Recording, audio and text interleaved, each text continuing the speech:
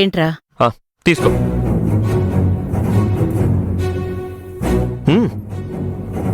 ఇంత డబ్బెక్కడిది? డబ్బులు చూస్తే ఎంత అడగాలి గాని ఎక్కడ అంటావేంటి బావా? ఇదిగో ఎక్కడి నుంచి వచ్చినా లచ్చిందేవే. చెప్పు, ఎలా వచ్చాయి? ఎక్కడివి డబ్బులు? ఇవా? అదే అత్తయ్య, మొన్న నా ఫ్రెండ్ ఇంట్లో ఫంక్షన్ ఉంటే వాళ్ళ కోసం నేను సపరేట్ గా ఫుడ్ ప్రిపేర్ చేసి పంపించాను కదా. నా డిష్లన్నీ నచ్చి వాళ్ళ నాన్నగారు కాంప్లిమెంటరీగా ఇచ్చారు.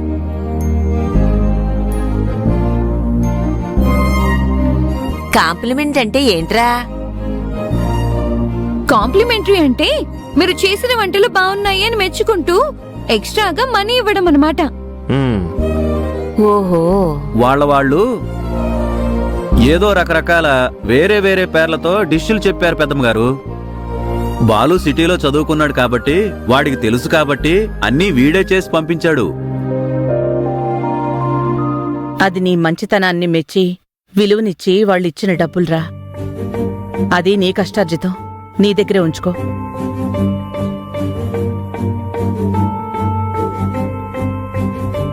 నా కష్టార్జితం అంటావేంటి అత్తయ్య?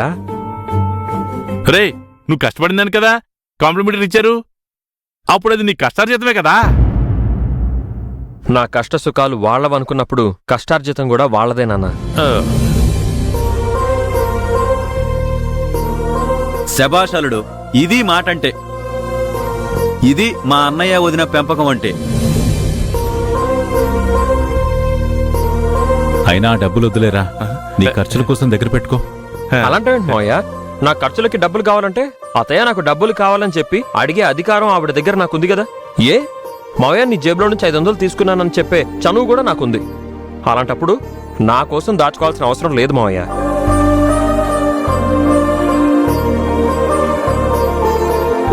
వాళ్ళేమో డబ్బులు మాకు వద్దు, నీ దగ్గర పెట్టుకో అంటున్నారు. నువ్వేమో నాకు అవసరం లేదు, నాకు ఖర్చులు లేవు అంటున్నావు. ఇటు చూసినా అటు చూసినా ఇది నీ కష్టార్జితం కాబట్టి కొడుకు కష్టార్జితాన్ని అనుభవించే హక్కు, అధికారం కన్న తండ్రికి ఉంటాయి కాబట్టి. ఒరే, ఆ లక్ష్మీదేవిని ఇటు పడేరా.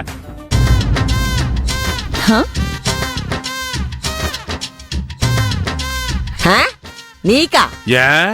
ఏ అంటే బాధ్యతలు ఉన్నవాళ్లకి హక్కులు అధికారాలు ఉంటాయి, నీకేమున్నాయని?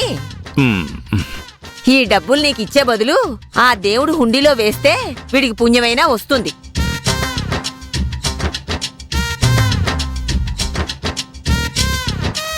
కరెక్ట్ గా చెప్పావమ్మమ్మ. ఇదిగో అత్తయ్య, తీసుకో. తీసుకో అత్తయ్య, తీసుకో.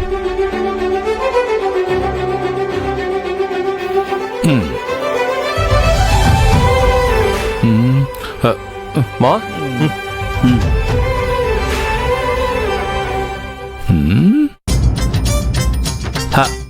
అసలు నేను ఎలా కనబడుతున్నానే?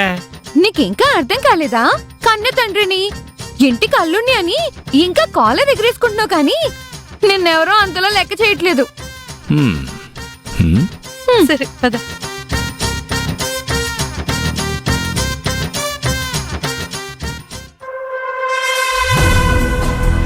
అంటే అందరికీ నేను అంత చీప్ అయిపోయానా? కన్న కొడుకేమో కన్న తండ్రిగా గౌరవించడం, కట్టుకున్న పెళ్ళంగాని బిడ్డగాని రెస్పెక్ట్ ఇవ్వరు. ఎందుకంట?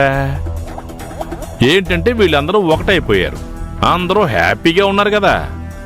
ఆనందం లేకుండా చేసాము అనుకో, అప్పుడు ఈ కట్టుబాట్లు కలుపుగోలుతనాలు ఉండవు. ఖచ్చితంగా అదే చేస్తా.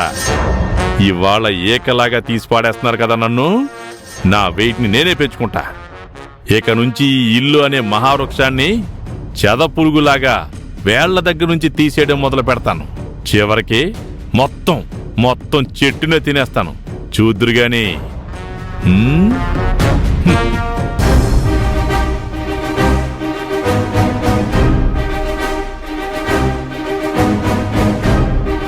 వేద పాస్ అయిందని తెలిసి పంపించింది. సాడిస్ట్ లాగా తయారవుతున్నావు. ఏ నిమిషానికి చెల్లెమేంటి అంత కోపంగా కూరలు తరుగుతుంది? ఓ, అన్నపూర్ణ చెల్లెం మీద ఉన్న కోపాన్ని ఆవిడ మీద తీర్చుకోలేక కూరల మీద చూపిస్తుందన్నమాట.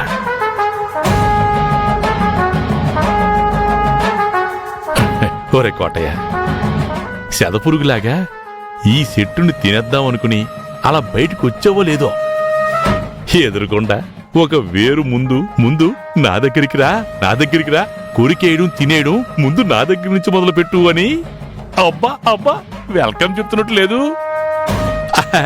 వచ్చేస్తున్నా చెల్లెమ్మా ఏంటి కూరగాయలు తరుగుతున్నావా? నువ్వు తప్పుకోమ్మా, నేను తరుగుతాను. అయ్యో అన్నయ్య, నువ్వు కూరగాయలు తరగడం ఏంటి? తప్పే ఉందమ్మా, ఏదో చెల్లెమ్మకి సాయం చేశాను అన్నట్టుంటుంది.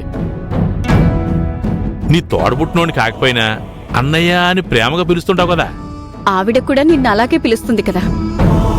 పిలుస్తుంది కానీ మనసులో ప్రేమ ఉండదమ్మా. ఇదిగో నువ్వు అన్నయ్య అని పిలిస్తే అందులో ఆప్యాయత ఉంటుందమ్మా, కానీ అక్కడ అహంకారం ఉంటుంది. ఇదిగో మేము ఆదరించాం కాబట్టి ఉంటున్నావు, మేము పెడుతున్నాం కాబట్టి తింటున్నావు, కాబట్టి చెప్పిన పని చెయ్యాలి అన్నట్టే ఉంటారు. అన్నీ చెప్పేసి చివర్లో అన్నయ్య అని చిన్న యాడింగ్ ఒకటే, అంతేనమ్మా.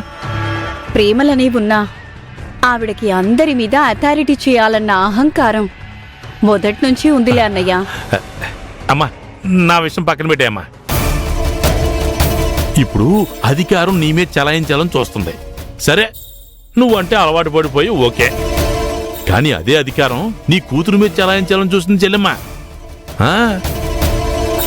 ఇప్పుడు మన వేద పరీక్షలో పాస్ అయింది, వెరీ గుడ్. అయితే సెలబ్రేషన్స్ నువ్వు చెయ్యాలి, పాయసం నువ్వు చెయ్యాలి. ఆవిడ చేయడం ఏంటమ్మా? వేదమైనా ఆవిడ కూతురా?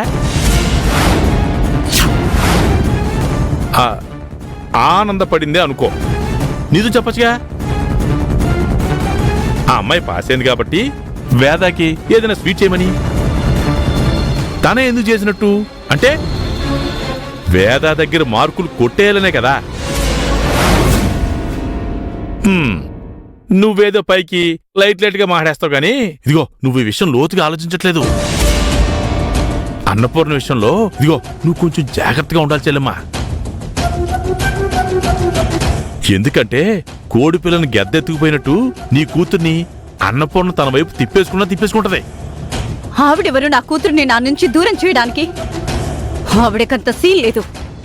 ఎవరో అది కాదమ్మా ఇంపార్టెంటు. ఇప్పుడు అన్నపూర్ణ గ్రేటు అంటూ ఇంట్లో జనాలందరూ ఆవిడ జెండానే మోస్తున్నారు. రేపు అదే డైలాగు నీ కూతురు కూడా మొదలు పెట్టింది అనుకో అనుకో